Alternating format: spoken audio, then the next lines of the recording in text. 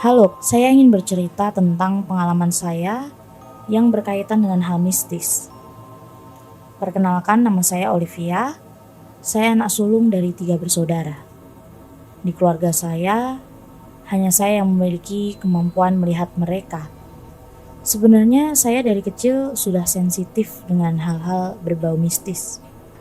Namun ketika masih kecil, saya tidak bisa membedakan mana yang manusia dan mana yang bukan manusia.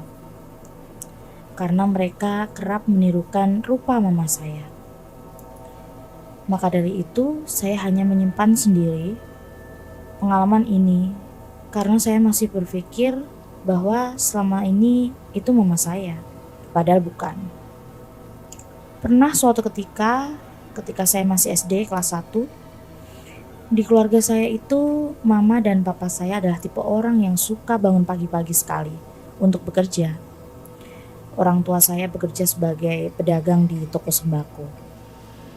Kebiasaan mama saya ketika mama sudah selesai mandi, mama pasti masuk ke kamar untuk membangunkan kami bertiga untuk mandi dan bersiap-siap ke sekolah.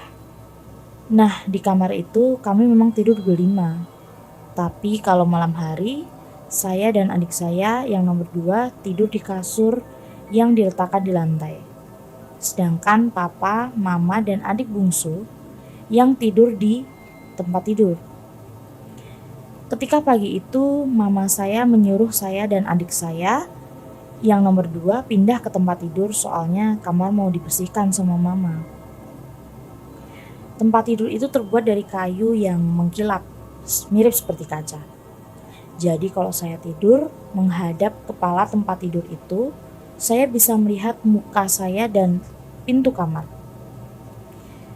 Beberapa kali saya melihat ada yang masuk kamar, memakai baju putih panjang seperti daster. Tapi anehnya dia tidak bersuara, hanya berjalan menuju lemari pakaian. Yang membuat saya aneh, perempuan itu wangi sekali. Dan bukan sekali saja dia masuk ke kamar, namun berulang kali.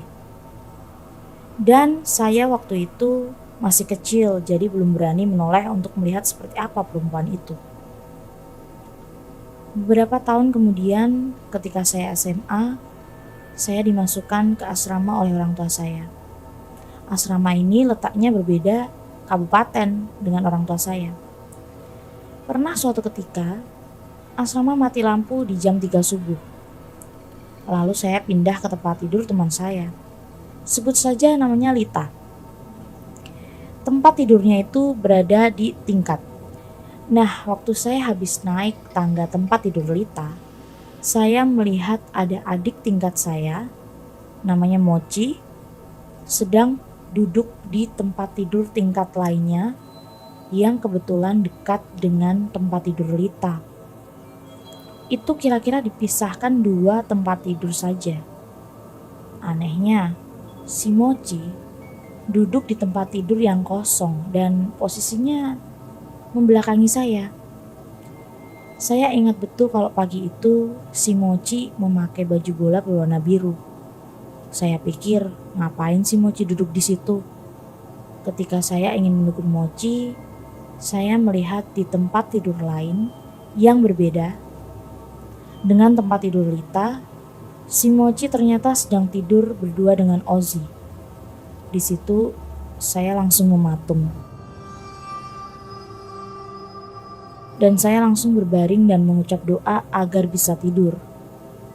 Keesokan harinya, waktu jam makan siang, saya memberanikan diri untuk bertanya kepada Mochi.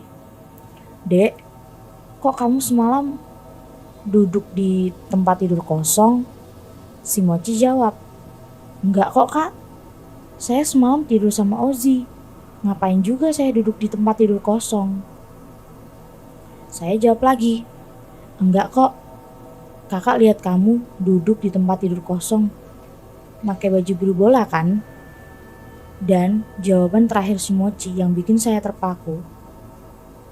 "Baju bola biru? Ah benar, saya memang benar punya baju itu. Tapi baju itu sudah hilang beberapa hari yang lalu kak." Hilang di asrama kayaknya. Soalnya sampai sekarang saya tidak pernah nemu baju itu lagi. Saya kira kemampuan melihat hal mistis itu cuma sampai aku SMA aja. Ternyata perkiraan saya salah besar. Ketika saya kuliah, hal itu masih terjadi. Saya kuliah di Jogja, di salah satu kampus swasta. Untuk menghemat biaya bensin, saya milih kos yang dekat dengan kampus. Kos saya itu bertingkat dan modelnya berbentuk O. Di tengah-tengahnya ada dapur. Karena berbentuk O dan tingkat, jadi keadaan kos saya cukup tertutup dan menyebabkan jaringan untuk di lantai bawah kurang baik. Kebetulan saya memiliki teman yang kamarnya di lantai 2. Jadi jaringannya lumayan bagus. Pada waktu itu saya mau pindah ke lantai 2, tapi selalu penuh. Saya cukup dekat dengan teman saya, makanya saya kadang nginap di kamarnya. FYI, saya kalau berada di ruangan yang menggunakan lampu remang, lampu kuning, saya pasti bisa melihat sesuatu. Teman saya, si Desi ini, memiliki kebiasaan mematikan lampu sebelum tidur.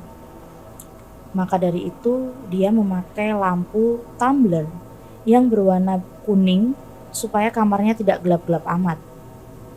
Dan kisah ini dimulai. Pada malam pertama, saya terbangun di jam 3 pagi. Selalu jam 3 pagi. Kondisi kamar tidak terlalu gelap karena ada cahaya dari lampu tumbler yang remang-remang. Nah, posisi tidurnya itu saya yang memakai tempat tidur dan Desi yang tidur di lantai menggunakan kasur. Ketika saya bangun, saya sempat duduk sebentar karena mata saya masih benar-benar belum terbuka 100%. Yang bikin saya heran, ketika saya duduk, si Desi juga lagi duduk di kasurnya tapi menghadap saya.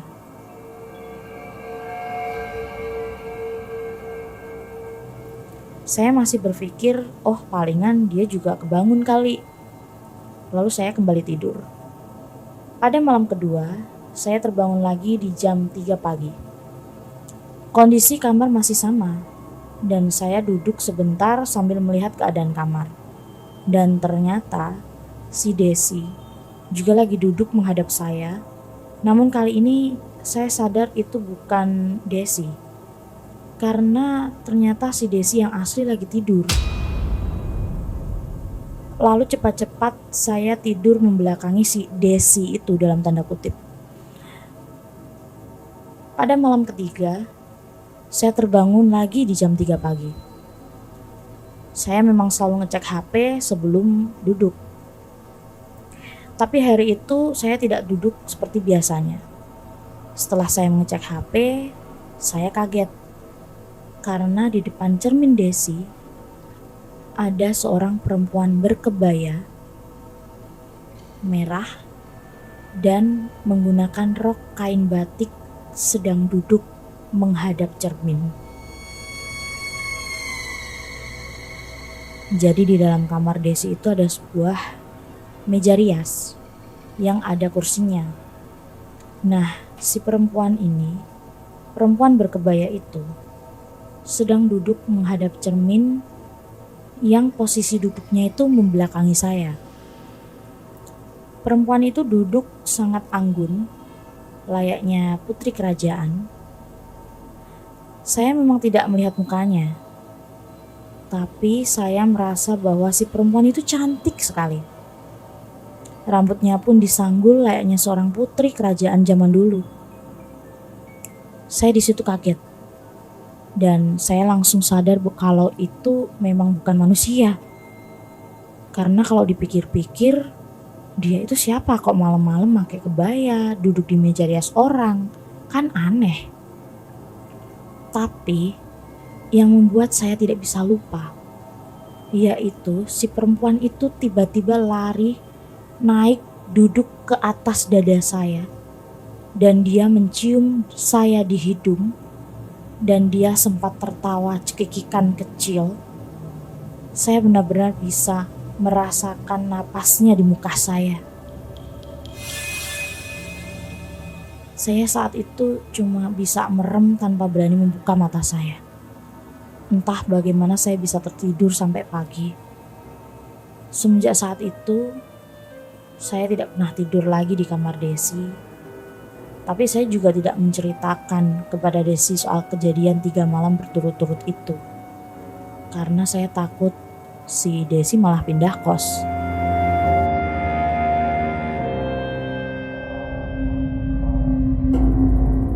Kamu punya pengalaman horor? Kirim ceritamu ke podcast.ceritahoror@gmail.com.